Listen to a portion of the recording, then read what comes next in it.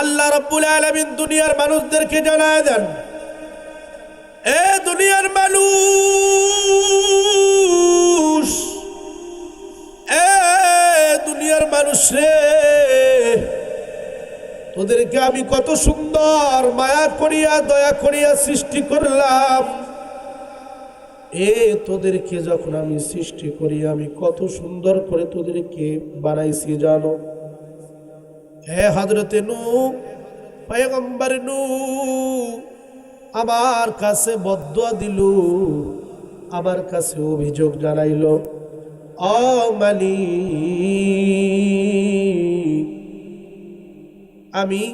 আমাকে আপনি 1050 বছর জিন্দেগি দান করেছেন। এ মালিক, 50 বছর 1050 বছর জিন্দেগি দান করলেন রে মালিক। 950 বছর পর্যন্ত মানুষদেরকে দাওয়াত দিলাম। ও মালিক, 950 বছর দাওয়াত দেওয়ার পর দেখলাম হাতে গোনা কিছু মানুষ দাওয়াত কবুল করেছে রে মালিক। ও মালিক, তোমার কাছে আবেদন, তোমার কাছে বদদুয়া দিলাম, ও মালিক, যারা দাওয়াত কবুল করে নাই তাদেরকে আপনি ধ্বংস করিয়া দিন, বন্যার মাধ্যমে তাদেরকে ধ্বংস করিয়া দিন। এ পয়গম্বর নূহ, তুমি যখন বদদুয়া দিলা আমি মালিক কিছু বলি নাই, কত আদর সোহাগ করে কত যত্ন করে মানুষকে আমি বানাইছি। যে জায়গায় হাত দেওয়ার কথা কত সুন্দর করে হাত দান করছি, যে জায়গায় পাটা দান করার কথা ওই জায়গায় পাটা আমি লাগাইছি, যে জায়গায় চক্ষু দান করার কথা আমি আল্লাহ ওই জায়গায় চক্ষুটা আমি বসাইছি। যখন তোমার খানার দরকার আমি মালিক তোমাকে খানার অভাব পূরণ করে দিছি। যখন যেটা দেওয়ার দরকার আমি মালিক সেটাই দান করলাম। পয়গম্বর নূহ, কি বদদুয়া করলি রে, এমন মোহাব্বতের বান্দাকে আপনি কেমনে সুবায়া ডুবায়া মারি। পয়গম্বর নূহ দোয়া করলেন, বদদুয়া দিলেন, মালিক তাদেরকে ধ্বংস করে দিলেন, বন্যার মাধ্যমে ধ্বংস করে দিলেন। হঠাৎ করে জাহাজটি, পয়গম্বর নূহ জাহাজ ভিড়তে ভিড়তে ভাসতে ভাসতে যুদি নামক পাহাড়ে চলে গেল। নূহ, তুমি এখন নামো, যত মানুষ নিয়ে তুমি উঠছো সবগুলো নিয়ে নামো। আজকে তোমাকে একটা কাজের কথা বলবো, ওই কাজটা তুমি করবা। ও মালিক, কি কাজের কথা বলবেন ভালো করে বলেন। বলে, আজ থেকে তোমাকে একটা কথা বললাম, সেই কথাটা হলো এই রকম, আজ থেকে তুমি মাটির হাঁড়ি পাতিল তৈরি করবা, যত্ন করে কিছু মাটির হাঁড়ি পাতিল তৈরি করবা। পয়গম্বর নূহ বলতেছেন, মালিক কতদিন পর্যন্ত এই পাতিল এই কলস হাঁড়িগুলো তৈরি করব রে। মালিক ডাক দিয়ে বলতেছেন, যেই দিন তোমাকে অর্ডার না দিব ওই দিন পর্যন্ত তুমি হাঁড়ি পাতিলগুলো তৈরি করবা। ঠিক আছে মালিক। তৈরি করা শুরু করলো হযরত নূহ পয়গম্বরের। একটা নয়, দুইটা নয়, এক এক করে শত নয়, 200 নয়, 300 নয়, এইরকম করতে করতে হাজার করতে করতে কয়েক কোটি মাটির হাঁড়ি পাতিল তৈরি করে ফেলেছে। পয়গম্বর নূহকে ডাক দিছেন মালিক, এ পয়গম্বর নূহ,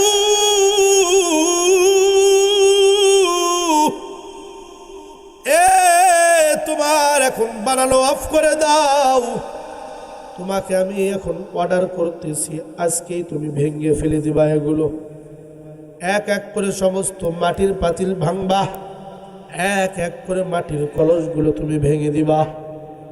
পয়গম্বরের অভিযোগ, ও মালিক, যদি আপনি ভাঙ্গেন তবু আপনি আমাকে অর্ডার দিছেন কারো বানানোর জন্য।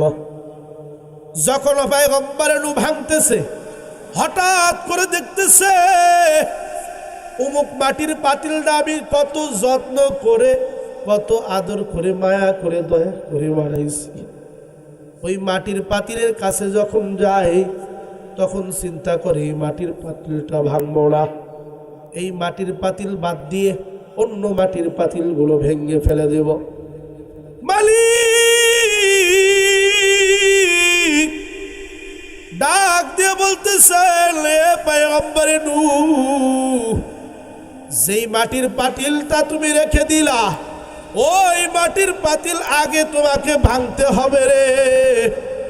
যেই মাটির পাতিলকে তুমি যত্ন সহকারে বানাইছো, যেই মাটির পাতিলকে তুমি আদর দিয়ে যত্ন দিয়ে বানাইছো, ওই মাটির পাতিলকে আগেই তোমাকে ভাঙতে হবে। পয়গম্বর নূহ মালিকের অর্ডার পেয়ে ওই মাটির পাতিল ভাঙছে, আর আল্লাহকে অভিযোগ জানাইতেছে, মালিক, যদি আপনি ভাঙতেই বলতেন, ভাঙতেই বলেন, কিন্তু আপনি অর্ডার দিলেন কেন আমারে? আপনার হিকমত কি জানতে চান? মালিক ডাক দেয়া বলতেছে, পয়গম্বরে নূহ, আজকে ছোট্ট একটা মাটির পাতিল বানাইছো,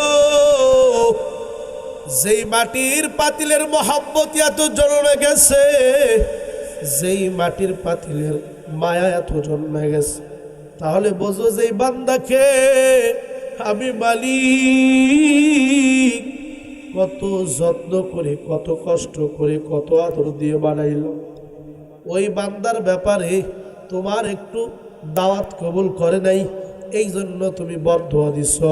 ওই বদদুয়াটা আমি আল্লাহ কেমনে সহ্য করি? মায়ার নবী, দয়ার নবী ডাক দিয়ে বলতেছেন, এ দুনিয়ার মানুষ, আল্লাহকে ডাকলে আল্লাহ কত খুশি হয়, তোমাদেরকে বোঝাইলে তোমরা জীবনে বুঝবা না। দুনিয়ার বুকে দুইটা মানুষ আছে আমাদের কাছে, দুইটা মানুষ এত বরকতি মানুষ, একটার নাম মা, আরেকটার নাম হলো বাবা, ঠিক না? এই মাকে মা বললে, মা বললে মায়ের কলিজা ঠান্ডা হয়, বাবাকে বাবা বললে বাবা কলিজা ঠান্ডা হয়। দয়ার নবী, মায়ার নবী ডাক দিয়ে বলতেছে, ওই রকম ভাবে আল্লাহকে যদি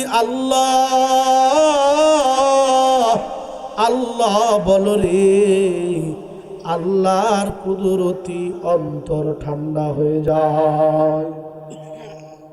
মালিক ডাক দিয়ে বলতেছে, দুনিয়ার ছোটবেলায় যখন তুমি কোনো বিপদে পড়লা, যখন তুমি কোনো মুসিবতে পড়ছো, মায়ের আঁচলের তলে লুকাও, মাকে বিচার দাও, ও মা, অমুক ব্যক্তি আমাকে গালি দিছে, অমুক ব্যক্তি আমাকে মায়ের দিছে, তুমি বিচার করে দাও। মা কত সুন্দর করে বিচার করে দেয়, বাবাকে বলে, বাবা কত সুন্দর বিচার করে দেয়। মালিক ডাক দিয়ে বলতেছেন, দুনিয়ার মানুষ, তোকে কেউ গালি দিছে বড় হওয়ার পর, আমি আল্লাহকে বিচার দে, আমি আল্লাহ সাইজ করে দেব। তোকে কেউ কষ্ট দিছে, আমি আল্লাহকে বল। বলছে হযরত ইব্রাহিম, বলছে হযরত ইউনুস, বলছে হযরত মুসা নবিয়ুনা আলাইহিস সালাতু ওয়াস সালাম। ইব্রাহিম দোয়া করেছেন, ও মালিক, আমার অনেক কষ্ট, নমরুদে খালি কষ্ট দেয়, নমরুদে খালি পেরেশানির মধ্যে রাখ। এমন একটা মশা দিছে, যেই মশার পা নাই, ল্যাংড়া মশা কান্দে ঢুকছে, মাথার মধ্যে এমন সাইজ করে দিছে, জীবনে আর কোনোদিন ওই ল্যাংড়া মশা বাইর হয় নাই। নমরুদ ওই ল্যাংড়া মশার কামড়ে দুনিয়া থেকে বিদায় নিয়ে গেছে। দয়ার আল্লাহ ডাক দিয়ে বলতেছেন, তোরা বিপদে পড়ে গেছো, আমি আল্লাহকে আল্লাহ বলে ডাক দাও। তাহাজ্জুদে উঠে আমি মালিককে একবার বলো, ও মালিক, আমার এই সমস্যা, আমার এই জরুরত, আমার এই প্রয়োজন আপনি মিটায়া দেন। আমি আল্লাহ রাব্বুল আলামিন সাথে সাথে তোর জরুরত, সাথে সাথে তোর প্রয়োজন আমি আল্লাহ মিটায়া দিব। এই কাজের মেয়ের এই ঘটনা ঘটার পর জালেমের ঘরের জালেম আসিয়ার কাছে নাচতে নাচতে গেছে। আসিয়াকে বলতেছে, আসিয়া রে, আমি শুনছি কাজের মেয়ের মতো তুমিও নাকি একটা আল্লাহ মানো। আমি শুনছি, তাড়াতাড়ি ওই আল্লাহকে ছেড়ে দাও। যদি আল্লাহর নাম না ছাড়ো, যদি আল্লাহর নাম তরক না করো, কাজের মেয়ের যে অবস্থা করছি তার চাইতে ডবল তোর শাস্তি হবে, তাড়াতাড়ি ছাড়ো। আসিয়া ডাক দেয়া বলতেছে, জালেমের ঘরের জালেম, এই মেয়েকে, কাজের মেয়েকে কেমন শাস্তি দিচ্ছ জানি না, কিন্তু তার চাইতে দ্বিগুণ দ্বিগুণ বড় দ্বিগুণ যদি আমাকে শাস্তি দাও, আমি জীবনে কোনোদিন আল্লাহ নাম ছাড়ব না। আল্লাহ নামের মধ্যে কত মজা, হ্যাঁ কত দরদ, আল্লাহ নামের মধ্যে কত মজা। এই মজাটা আমরা বুঝবো না, এই মজাটা মায়ের নবী, দয়ার নবী বুঝে গেছেন। এই মজাটা সাহাবায়ে ইকরাম বুঝে গেছে, তাবিঈ, তাবে তাবিঈ, আইম্মায়ে মুজতাহিদিন, ইমাম মুসলিম, ইমাম বুখারী, ইমাম তিরমিজি, আবু দাউদ, নাসাই, ইনারা বুঝে গেছেন আল্লাহ বলার মধ্যে কত মজা। যখনই আল্লাহকে আল্লাহ বলতো, আল্লাহ রাব্বুল আলামিন সাথে সাথে দুনিয়ার মধ্যে ফেরেশতা পাঠায় দেন।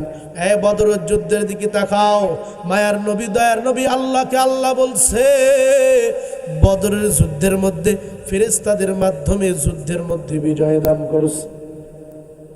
মায়ার নবী, দয়ার নবী আল্লাহকে আল্লাহ বলে ডাক দিছেন, উহুদের ময়দানে ডাক দিছেন। আল্লাহ রাব্বুল আলামিন শেষ পর্যন্ত উহুদের ময়দান থেকে আল্লাহ রাব্বুল আলামিন বিজয় দান করছে। এই খায়বারের যুদ্ধের দিকে তাকাও, আল্লাহকে আল্লাহ বলে ডাক দিছেন, আল্লাহ রাব্বুল আলামিন দুনিয়ার সমস্ত ক্লেশ, দুনিয়ার সমস্ত বিপদ আপদ মুক্ত করে দিছে। আজও যদি আমরা আল্লাহকে আল্লাহ বলে ডাক দেই, হ্যাঁ আম্মা জানের দল, তুমি আল্লাহকে আল্লাহ বলে ডাক দাও। কোনো বিপদে পড়ছো, স্বামীর বিপদ, তুমি নামাজের মুসল্লায় দাঁড়িয়ে যাও। স্বামীর বিপদ, তুমি নামাজের মুসল্লায় দাঁড়িয়ে যাও, আল্লাহকে আল্লাহ বলে ডাক দাও। মালিককে বলো, ও মালিক, আমার স্বামীর এই রকম বিপদ, আল্লাহ রাব্বুল আলামিন দেখবা সাথে সাথে তোমার বিপদগুলো মুক্ত করে দিছি। মায়ের নবী এই কথাগুলো, এই ঘটনাগুলো বলতেছে। আসিয়া এক পর্যায়ে ফিরাউনের কাছে গিয়ে বলতেছে, এ জালেমের ঘরের জালেম, তুমি কত শাস্তি দিবা, কত বড় শাস্তি দিবা, আমি মাথা পেতে নিব রে।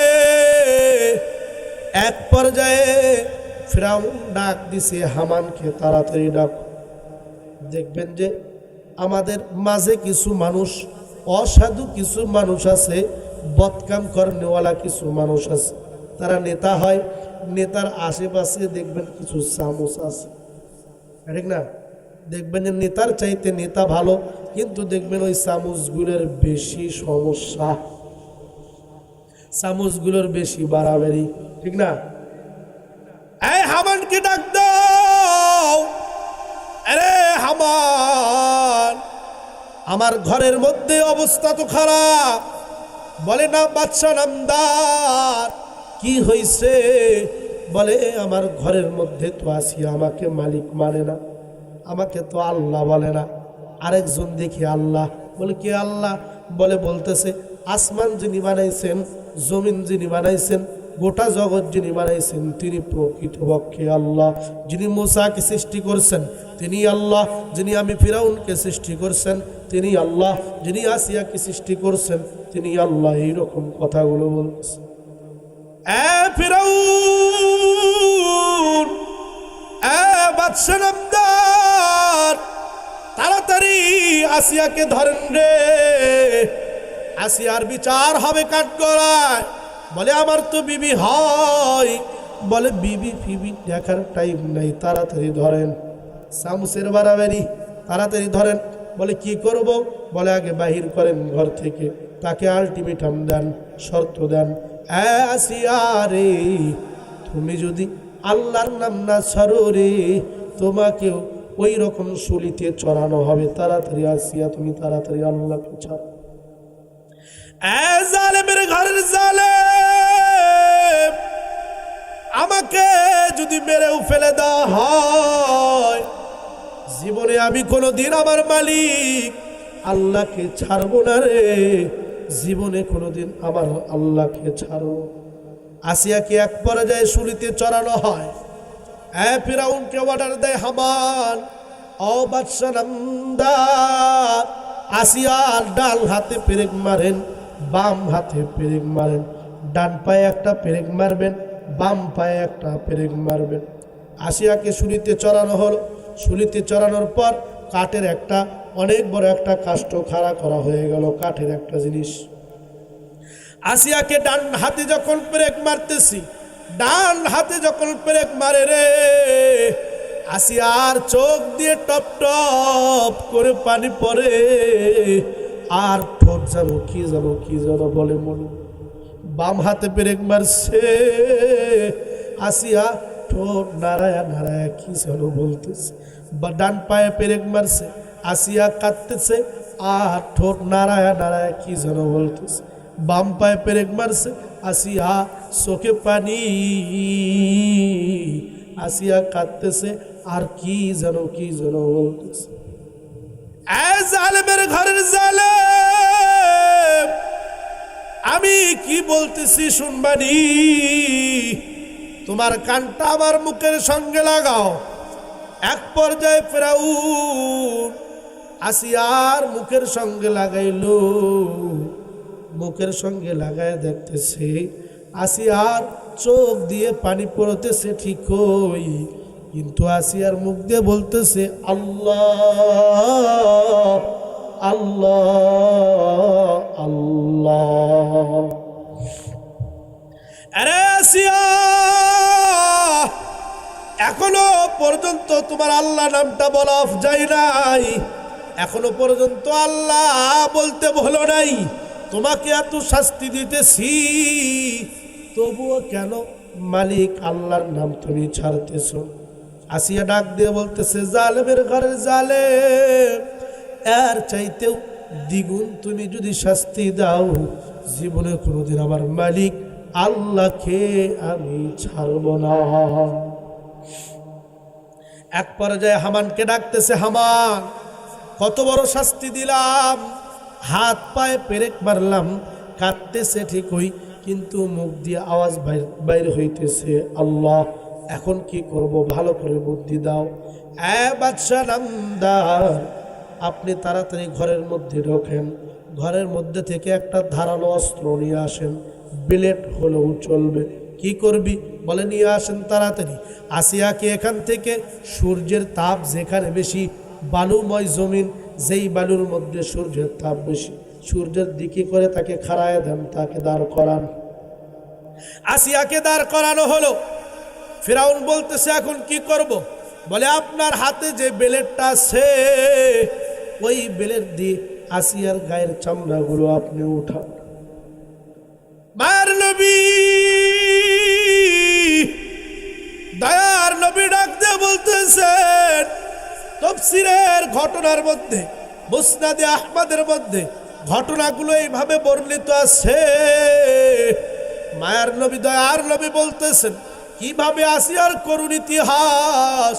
ও আম্মা জানের দল, আজকে তুমি প্রত্যেকটা কাজের শুরুতে যদি আল্লাহর নাম উচ্চারণ করতে পারো, দেখবা তোমার সন্তান, তোমার পেট থেকে যে সন্তান বাইর হবে ওই সন্তানটা আর কেউ হবে না, আব্দুল কাদের জিলানী হবে। মায়ের নবী দয়ার নবী ডাক দিয়ে বলতেছেন, আসিয়ার করুণ কাহিনী তোমরা শোনো। এক পর্যায়ে ফিরাউন তার হাতের ব্লেড দিয়ে আসিয়ার গায়ের চামড়াগুলো উঠায়, আসিয়ার চোখ দিয়ে খালি টপ টপ করে পানি বাইর হয়, আর মুখ যেন নড়তেছে আর কি যেন বলতেছে। এরপরে আবারও ফিরাউন কানের কাছে কানটা নিয়ে তার মুখের কাছে নিয়ে যায়, দেখি আসিয়া একবার কি বলে, হয়তো বা বলতেছে আমাকে মাফ করে দেন, দেখি কি বলতেছে। যেই মাত্র তার কানটা আসিয়া আর মুখের দিকে নিয়ে যায়, দেখে আসিয়ার চোখ দিয়ে টপ টপ করে পানি বাইর হইতেছে, তবু আল্লাহর নাম ছাড়তেছে না, তবুও বলতেছে আল্লাহ আল্লাহ আল্লাহ আল্লাহ। হ্যাঁ আসিয়া, তোকে এত শাস্তি দিলাম, প্রথমে শুলিতে চড়াইলাম, ডান হাতে পেরেক মারলাম, ডান পায়ে পেরেক মারলাম, বাম হাতে পেরেক মারলাম, বাম পায়ে পেরেক মারলাম, কাঁদতেছো, চোখ দিয়ে পানি বাইর হইতেছে, তবু আল্লাহর নাম জপতেছো। আসিয়া এখনো সময় আছে রে আসিয়া, এখনো আল্লাহর নাম ছেড়ে দে, তোকে মাফ করে দিব, তোর ক্ষমা করে দিব, শাস্তি মওকুফ করে দিব, তোর যত চিকিৎসা লাগে আমি ফিরাউন করে দেব, এখনো পর্যন্ত সময় আছে, আল্লাহর নাম ছেড়ে দে। আসিয়া ডাক দিয়ে বলতেছে, জালেম, জালেমের ঘরের জালেম, আমাকে যদি মৃত্যুবরণ করাও, আমাকে যদি তুমি মেরে ফেলো, তবু আমি আসিয়া জীবনে কোনোদিন আল্লাহর নাম তরক করব না, জীবনে আল্লাহর নাম ছাড়বো না, কারণ আল্লাহর নামের কি মজা তুমি ফিরাউন বুঝবা না। আল্লাহর নামের কি মজা সরমনায়ের মাহফিলে যিনারা যায় তাদেরকে বলে দেখেন আল্লাহর নামের কি মজা। আমাদের পাশে নিমাই দিঘি হুজুর বসে আছেন, তিনাকে বলে দেখেন আল্লাহর নামের কি মজা, আল্লাহর নামের কি মজা। টঙ্গীর ইস্তিমাতে মানুষ যায়, আল্লাহ আল্লাহ বলে জিকির করে, তাদেরকে বলে দেখেন আল্লাহ নামের কি মজা। আল্লাহ নামের ওই ব্যক্তি মজা পাইছে যিনি 5 ওয়াক্ত এক ওয়াক্ত নামাজ ছাড়ে নাই। আল্লাহ বলার কি মজা, যিনি মসজিদের মধ্যে প্রথম কাতারে নামাজ পড়ে, ফজর জোহর আসর মাগরিব ঈশা নামাজ পড়ে, তাহাজ্জুদ মিস নেই। আল্লাহ নামের কি মজা, তাকে বলে দেখো, তিনি বলতে পারবে আল্লাহ নামের কি মজা। ফিরাউনকে ডাক দিয়ে বলতেছে, তুমি যদি আরো কঠিন থেকে কঠিন শাস্তির দিকে আগাও, তবু আমি আসিয়া জীবনে কোনোদিন আল্লাহর নাম ছাড়ব না, আমার মরণ হইলেও আমি আল্লাহর নাম জপতে থাকব। ফিরাউন একবারে যায় বলতেছে, আসিয়া তাড়াতাড়ি ছাড়, এরপরে কিন্তু কঠিন থেকে কঠিন শাস্তি হবে। আসিয়া বলতেছে, জালেম, তোমার মন যেটা চায় সেটাই তুমি করতে পারো, আমি আসিয়া জীবনে কোনোদিন আল্লাহর নাম ছাড়তে পারবো না।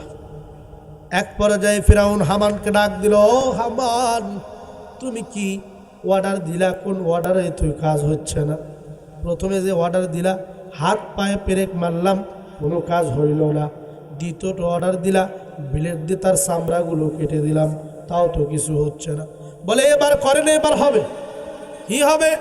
বলে তার গায়ে তো কোনো চামড়া নাই, এখন তার গায়ে লবণ লাগায় দেন, মরিচ লাগায় দেন, ছটপট করবে, আল্লাহ নাম ভুলে যাবে, চোখ দিয়ে পানি বাহির হবে, তখন হয়তো বা বলবে যে আমি আল্লাহকে ছেড়ে দিলাম, আমি আল্লাহকে আর মানি না। ফিরাউন একবারে যে আসিয়ার কাছে গেল, লবণ মরিচ আসিয়ার গায়ে মেখে দিল। আসিয়া ছটফট করতেছে, আসিয়ার চক্ষু দিয়ে পানি বাইর হইতেছে রে। আসিয়া মুখ লড়াইতেছে আর বলতেছে আল্লাহ আল্লাহ। আসিয়া জালেমকে বলতেছে, জালেম তুমি আর চাইতেও যদি দ্বিগুণ তুমি শাস্তি দাও, আমি আল্লাহর নাম জীবনে কোনোদিন ছাড়বো না। আমি জীবনে কোনোদিন আল্লাহর নাম মুখ থেকে ছাড়বো না। এক পর্যায়ে ফিরাউন হামানকে আবার ডাক দিল, এখন কি করব? বলে এখন আর কোনো কাজ নেই, শেষ। কি কাজ? বলে তাকে ধরে টকবগে তেলের মধ্যে তাকে ফেলে দেন, কিন্তু ফেলানোর আগে আমি একটা কাজ করে দিই। কি কাজ? বলে আমি একটা বড় পাথর তুলব, ওই পাথরটা আসিয়ার বুকের উপর নিক্ষেপ করব, সে ছটফট করতে করতে মারা যাবে, তার লাশটা আপনি তুলে ওই টকবগে তেলের মধ্যে ডুবাইবেন, তাহলে আসিয়ার খেল খতম। যেই মাত্র পাথর তুলছে হাওয়া, মালিক ফেরেশতাদেরকে ডাক দিয়ে বলতেছে, এ ফেরেশতা কুল, আর কত খেলা দেখবি? আমার প্রেমিকার সঙ্গে কত খেলা খেলতেছে ফিরাউন। জান্নাতের ফেরেশতারা আসিয়ার সঙ্গে খেলা করার জন্য অপেক্ষা করতেছে। আজরাইল তাড়াতাড়ি যাও, আসিয়ার বুকে পাথর তুলছে রে, আসিয়াকে যেন না মারতে পারে, আসিয়া যেন কষ্ট না পায়, আসিয়ার জানটা কবজ করে তুমি নিয়ে আসো। মালাকুল মাউত আজরাইল যখন আসতেছে আসিয়ার কাছে, হামান পাথর তুলছে, মারবে মারবে ভাব আসতেছে, আসিয়া মুস্কি মুস্কি হাসি দিতেছে। বলেন না সুবহানাল্লাহ। আসিয়া মুস্কি মুস্কি হাসি দিতেছে। ফিরাউন ডাক দিয়ে বলতেছে, আসিয়া এতক্ষণ দেখলাম চোখের কোণে পানি, এতক্ষণ দেখতেছি চোখ বিয়ে বিয়ে গাল বেয়ে বেয়ে তোমার চোখের পানিগুলো পড়তেছিল আর মুখের জবানটা নড়তেছিল, এখন দেখতেছি তুমি মুখে হাসতেছো, কেন হাসতেছো? আসিয়া ডাক দেয়া বলতেছে, এ জালেম, আল্লাহ বলার মজা তুই কি বুঝবি রে? আল্লাহ বলার মজা হামান কি বুঝবে, তোরা কেউ জানিস না। আমি আল্লাহ বলার কারণে তোরা যেই কষ্ট দিতেছ, আমার মালিক খুশি হয়ে গেছে। এই খুশিতে জান্নাতের 8টা দরজা ফটফট করে খুলে দিছে। আল্লাহ আল্লাহ क्या मुबारक नाम है, अल्लाह अल्लाह आशिकू का काम है, अल्लाह अल्लाह तू मेरा साथ तारो है, अल्लाह अल्लाह तू मेरा गफ्फार है। मलाकुल मौत आजराइल আসতেছে, হামান পাথর তুলছে, হযরতে আসিয়াকে মারবে। আসিয়া মনে মনে হাসতেছে, মুস্কি হাসি দিতেছে, আর আসিয়া আল্লাহকে বলতেছে, আল্লাহ মালিক রে, তোমার কাছে আমি 3টা দোয়া করি। 3টা দোয়া করতেছে। 1 নম্বর দোয়া, রব্বি বিনিলি ইনদাকা বাইতান ফিল জান্নাহ, বলে জান্নাতের মধ্যে একদম যেখানে তুমি আল্লাহর আরশ, ওইখানে আমি আসিয়ার স্থানটা তুমি করে দিও। আসিয়া 1 নম্বর দোয়া করছে, আল্লাহ আমি তোমার নাম ডাকছি, এই জন্য জান্নাতের মধ্যে আমার ঠিকানা তোমার সঙ্গে করে দিও। 2 নম্বর দোয়া, বলে এই জালেম কওমকে তুমি দেখে নিও। 3 নম্বর দোয়া, এই কওমকে, যারা মুসলমান কওম, যারা ভালো কওম, যারা তুমি আল্লাহর ইবাদত করে, তাদেরকে এই জালেমের হাত থেকে রক্ষা করে দিও। এই 3টি দোয়া করতে করতে হামান যেই মাত্র মারবে, মালাকুল মউত এসে আসিয়ার জানটা তাড়াতাড়ি কবজ করে নিছে। হামান এমনি এমনি লাশের ওপর মেরে দিছে। ঘটনা শেষ হয় নাই। ঘটনা শেষ হয়নি। মালিক ডাক দিয়ে বলতেছেন, এ জান্নাতের ফেরেশতারা, তোমরা যাও, আমার প্রেমিকা তার জান কবজ করে নিয়ে তার রূহটা আজরাইলের কাছে আছে। এ ফেরেশতা কুল, এ জান্নাতের ফেরেশতা, তোমরা তাড়াতাড়ি যাও, তাড়াতাড়ি যাও, আজরাইল থেকে ওই রূহটা নিয়ে তোমরা নাচতে নাচতে জান্নাতুল ফিরদাউসের মধ্যে নিয়ে আসো। জান্নাতের ফেরেশতা যাইতেছে আর মাঝখানে ঝগড়া করতেছে। মাঝখানে কি করতেছে? ঝগড়া করতেছে। একদল ফেরেশতা বলতেছে ওই রূহটা আমরা নেব, আরেক দল ফেরেশতা বলতেছে না না আমরা নেব। একদল ফেরেশতা বলছে না আমরা নেব, আরেক দল ফেরেশতা বলতেছে না আমরা নেব। রূহ নিয়ে কি করতেছে? টানাটানি করতেছে। হ্যাঁ, একদল ফেরেশতা কি বলতেছে? আমরা নেব, আরেক দল ফেরেশতা কি বলতেছে? আমরা নেব। হ্যাঁ, কাউকে দেওয়া যাবে না, তোমাদেরকে দেওয়া যাবে না। আরেক দল এরকম করে ঝগড়া করতে করতে আসতেছে। ঝগড়া করতে করতে যখনই নিচে নামছে আল্লাহ রাব্বুল আলামিন অর্ডার দিয়েছে, এ ফেরেশতা ঝগড়া করো না, তোমাদেরকে প্রতিযোগিতার একটা সুযোগ দিলাম। দেখবেন যে মাঝে মাঝে 16 ডিসেম্বরের দিন প্রতিযোগিতা হয়, দৌড়ের প্রতিযোগিতা।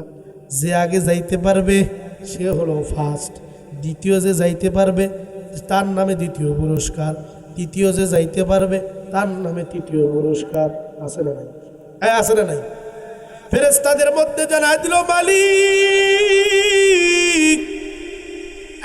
ফেরেশতা কুল, তোদেরকে জানাই দিলাম যেই ফেরেশতা আসিয়ার রূহটা নেওয়ার জন্য আগে যাবে, ওই ফেরেশতাদের দায়িত্ব হলো আসিয়ার রূহকে সুন্দরভাবে সাজায়া গুছায়া জান্নাতুল ফিরদাউসের মধ্যে নিয়ে আসবে।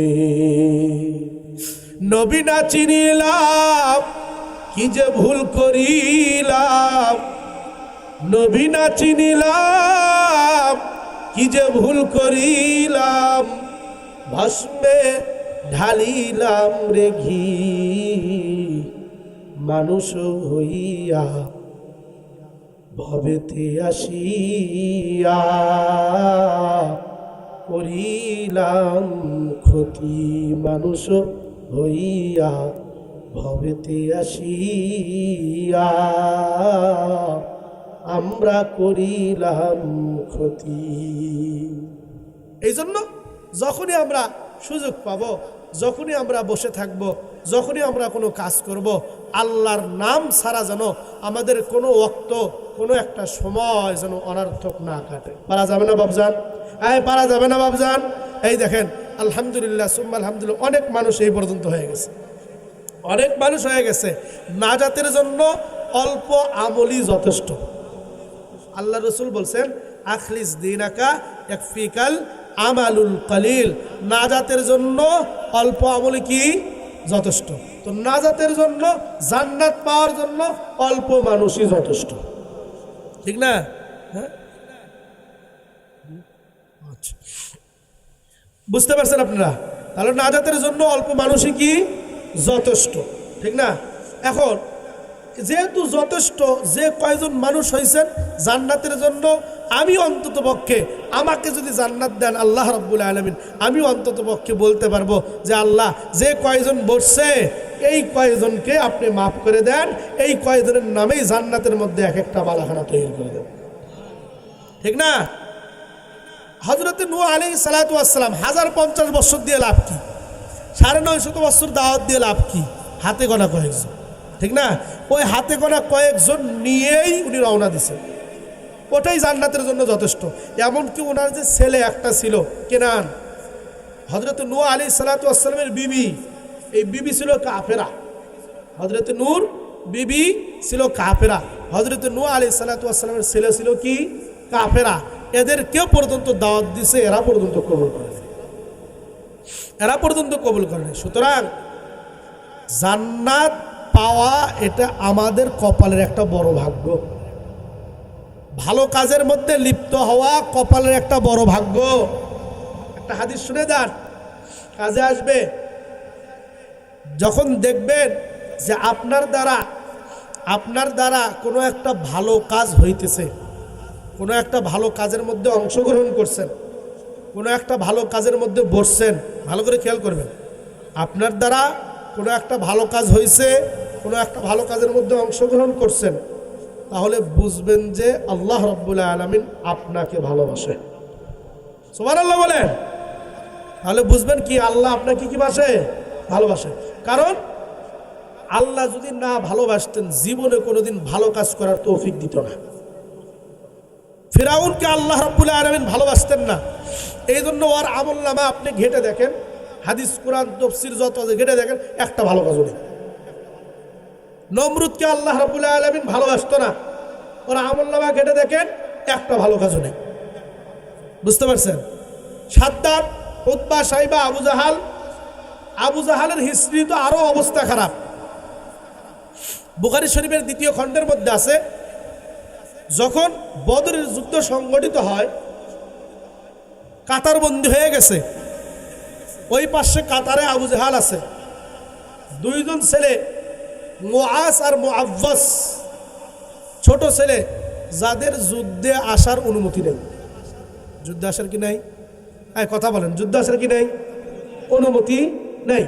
তখনকার যুগে অনুমতির একটা ব্যাপার ছিল, আর্মিদের অনুমতির একটা ব্যাপার আছে, বয়স আছে। ওই বয়স হওয়ার আগেই যতই আপনি লম্বা হন, নিবে? বলে না, নেবে না।